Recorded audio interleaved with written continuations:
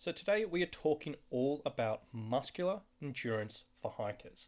Now, I've mentioned muscular endurance quite a few times on this podcast today, and people might have a relative idea about what it is, how to develop it, but today I really want to get into the weeds of it. I want to get into detail around exactly what it is, why it's so beneficial for hikers, and then also explain a few different methods of developing this in your training, which can be really, really effective and specific for a hiker preparing for a trip. And I think it's such an incredibly important subject for a hiker who's serious about their physical preparation to get their head around, because it's one of the types of training which can see some phenomenal results if done right.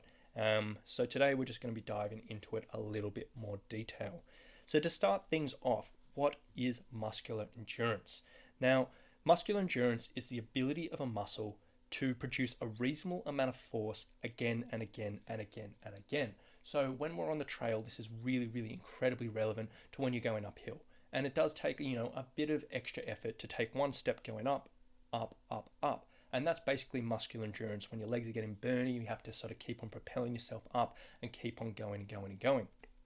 Now, the ability of your legs to deal with this and sustain this over the long term is basically your muscular endurance. So it's so incredibly relevant for any hiker out there, particularly if you're dealing with some type of elevation gain or loss. Now, if we want to get a little bit more sciencey with this and a little bit more deeper, muscular endurance can also be defined as the ability of the muscles to make maximum use of the available oxygen supplied to them. So this is just as important as the heart's ability to deliver sufficient oxygen to the muscles. So what that means is basically if the heart is pumping oxygen to the muscles, if you have more effective muscular endurance and more trained muscular endurance, your muscles can actually make better use of the oxygen which is supplied to them. So you're breathing in oxygen, your heart's taking it in, your heart's pumping around the body, and then your muscles are actually using them, and that's where muscular endurance comes in.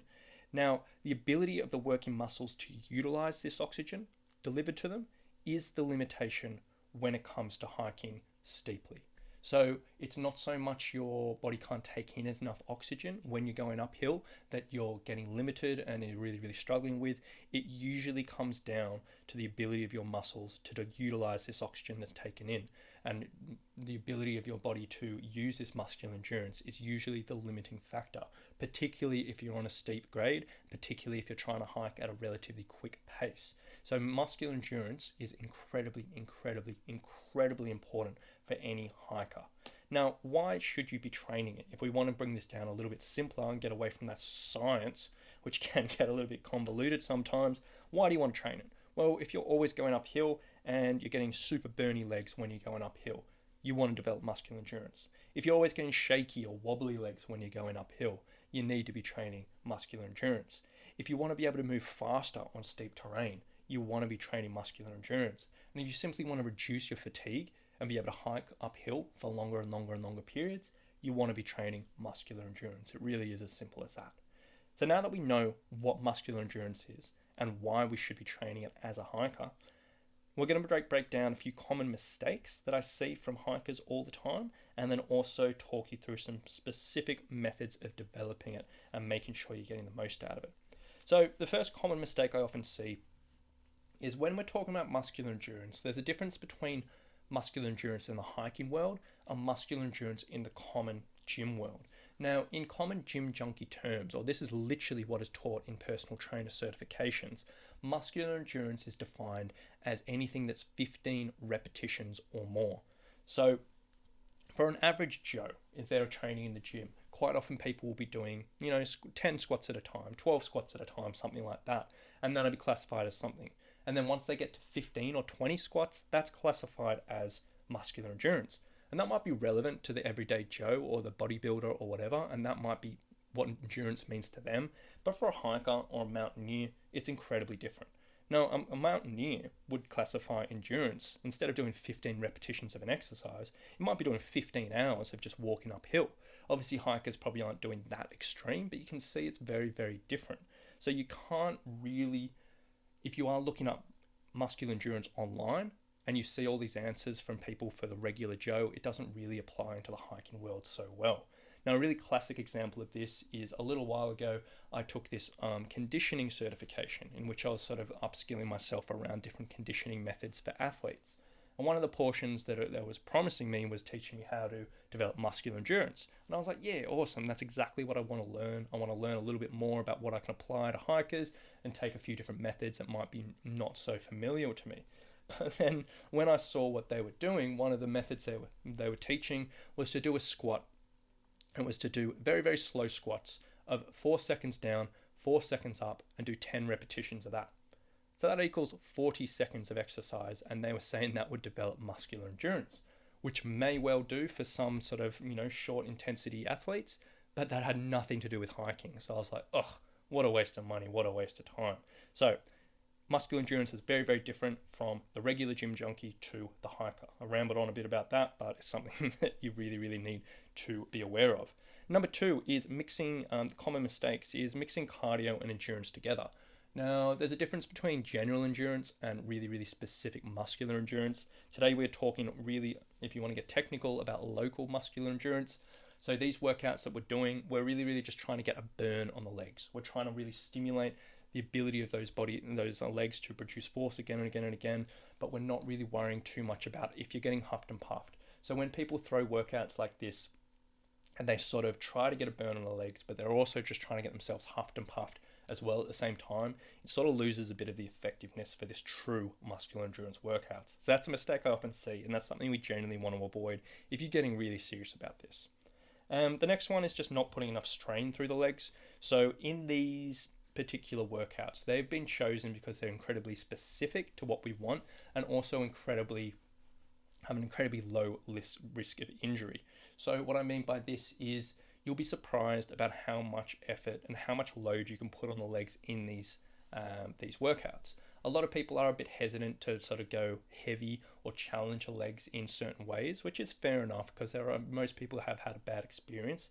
But in this type of training, if you're trying to get very, very stick to the true methods of this training at the best results, you can put quite a bit of load onto legs, meaning quite a bit of weight onto legs, and you can get through it.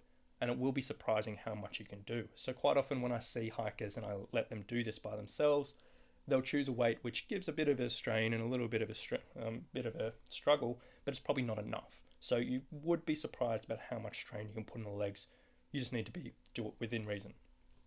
And then the final thing I want to mention here is seeing these workouts can be so effective for hikers, and they're going to be so incredibly beneficial, and they're so incredibly specific.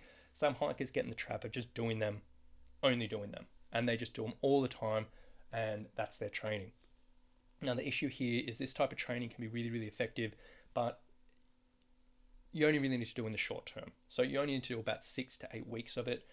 This type of training gets so much more effective if you can better develop your muscle strength before it. So not just your endurance, but your actual strength. And it gets so much more effective when you can properly develop your aerobic energy systems before doing this. So if you are just thinking, whoa, this is the best workouts for hikers, which they probably are, and just doing that, you're probably not going to get the best benefits out of it. So now I've gone over the common mistakes, let's break down the workouts. A few of these you've probably heard before on this podcast, a couple you might not have heard before already. The first one is the classic one, doing steep hill intervals. So what you want to be doing here, which I've said many times in the podcast, so I won't go too deep, you want to be finding a very, very steep hill or set of stairs. Ideally, this is going to be something that's 5 minutes or more. Ideally, if you're living near a mountain, this is going to be something that's, pretty long, like 20 minutes or whatever, but really, really depending on what you have access to. The steeper, the better here. If you don't have access to anything nearby, you're living in the flats, you can either do this on a Stairmaster in the gym, or you can do this on a step and going up and down on a step. What you want to do is load up a pack pretty heavy. So you want to be loading this up with something that's quite a challenge on the legs. The intention here is when you're climbing up this hill, you want to be challenged so much on the legs that you're getting a super burn and you super struggle every single step you take. But it actually forces you to go so slow that you can't really get to the point where you're getting huffed and puffed and really, really heaving. So the first time you do it, you will probably underestimate how much weight you actually need. And you'll put it on your legs, you'll be like, oh, this is pretty tough, and you'll go up and you're like, oh yeah, that was all right. But if you do that, next time you go around, try putting a few extra kilos on, and you probably will be surprised at how much weight you can shift, particularly if you've been doing your muscle strength training beforehand. And basically all you want to be doing is going up and down this hill with a huge amount of load on the legs, getting a burn all the way up, and then each week you just do a little bit more. You can either do a little bit extra load, or you can do a little bit longer climbing. Now, if you have access to a super big mountain, do this for 30 to 60 minutes at a time. If you've only got a hill, you got to break that up in intervals. So you go up, have a break, go back down, do it again, and just build up that climbing time as you go. Super simple, relatively effective, very, very effective, and very, very specific for hiking. As I said, if you don't have a hill or a set of stairs, a Stairmaster or a step going up and down can be pretty effective. Now, as I've said many times before, with this one, if you are doing intervals and you are carrying quite a heavy load, make sure at the top you pour and get rid of all your weight. So the best way to do this is fill up with dry bags or water bottles. Get rid of all your weight at the top, go to the bottom, refill, because downhill with a lot of load is just asking for trouble with your knees. So the probably most effective one is hill intervals or stair intervals. Number two, another really effective method for this is sled pushing or pulling. So if you have access to a sled, whether it is in a gym, whether you've got one access to outdoors, or whether you make your own one, which you can go into Google or YouTube and suss that out and just type in how to make my own workout sled. This can be a really, really great way of developing muscular endurance. All you're literally going to do is set up on an oval or set up in a gym or on a track, and you're just going to push a sled back and forth with quite a bit of load. Again, the intention here is you need to put enough force and weight on this sled that you're going to burn through the legs, but you're not getting to the point where you're absolutely heaving and huffing and puffing. So you will probably need to put quite a significant amount of weight on this. And again, you're just going to choose a time that you're going to push it for. So you might do intervals of 10 minutes at a time, take a 2-minute rest and repeat that a few times. You might simply push it for 30 minutes or 60 minutes. Really, really simple, really, really effective, very, very applicable to hiking, and transfers very, very well. The next one is a circuit. So if you don't have access to a sled or a hill and you're just wanting to do a circuit, this is easy enough to do. You're going to choose about 4 to 6 leg exercises, high repetitions, slow tempo, and you're going to repeat this quite a few times. So for example, you might choose 6 exercises. You might do 20 repetitions of each. You're doing it at a pace where you're not getting super huffed and puffed. You're doing it with a load, whether its body weight is struggling enough, or whether you want to put some dumbbells or wear a loaded pack or a weights vest or whatever. And you're just going to repeat this through. So, off the top of my head, a random workout you could do would be 20 squats with a pack on, then 10 lunges on each leg, then 10 hip thrusts, then 20 hip thrusts, then 10 reverse lunges on each leg, then 10 step-ups on each leg, then maybe 10 more squats at the end, or 20 more squats at the end. Something random like that. You don't have to get too technical with this, but you just want to throw a whole bunch of leg exercises in a row, and you want to keep it relatively slow and controlled, and just get a good burn on the legs. Now with this one each week, you can either increase the weight that you're doing, you can add an extra exercise, or add an extra time you do the circuit. So you might do 4 sets one week, 5 sets the other, or whatever you want to do. Really, really simple. Pretty much everyone has access to that. And then the last one I want to talk about today is if you have access to a stationary bike. So if you're in a gym or at home and you have one which has a reasonable amount of resistance on it, a really great way to develop this muscular endurance is to simply hop on the stationary bike, whack up the resistance super, super high to a point where you can only maintain something that's between, I think, 30 and 40 RPM at the most. And you literally hold that for as long as you can. Now, I've done this with clients and they've sort of started off with 5 minutes at a time and they're literally burning, just pushing through, maintaining that RPM for 5 minutes. They're jelly legged, they're wobbly, they've had enough. And then week by week, we just slowly add a bit on until the end. By the time they're doing it by themselves, they're doing like half an hour of this or 60 minutes of this. Not that I've ever got anyone to do 60 minutes of it, but it's the same theory applies. And that can be a pretty effective way and surprisingly tough way of developing muscular endurance in your legs, and it's still probably going to transfer over to the trail pretty well. Might not be as specific as a sled or a hill, but it's close enough. So that's probably enough from me today, guys. That's probably thrown a whole bunch of information at you, a lot to digest, a lot to take in, but hopefully now you understand a little bit more around muscular endurance training for hikers, just what it is, why it's so effective, why it's so important, and also a few ways to make sure that you're incorporating into your week to the best of your abilities. Now, as always, if I haven't covered this so well, or if there's anything that wasn't so clear, or any queries or questions you have, or just want a bit of help applying this into your week, please do swing me an email, get in contact. I'm always happy to help. If you have enjoyed this episode and you have gotten some information and some value out of it, please, I would love if you could share this with another hiker, another trekker, just to share the love a little bit, help grow this podcast and spread the word. So I really hope you've enjoyed this episode today, guys. Have a lovely day, and we'll talk to you very, very soon. Bye.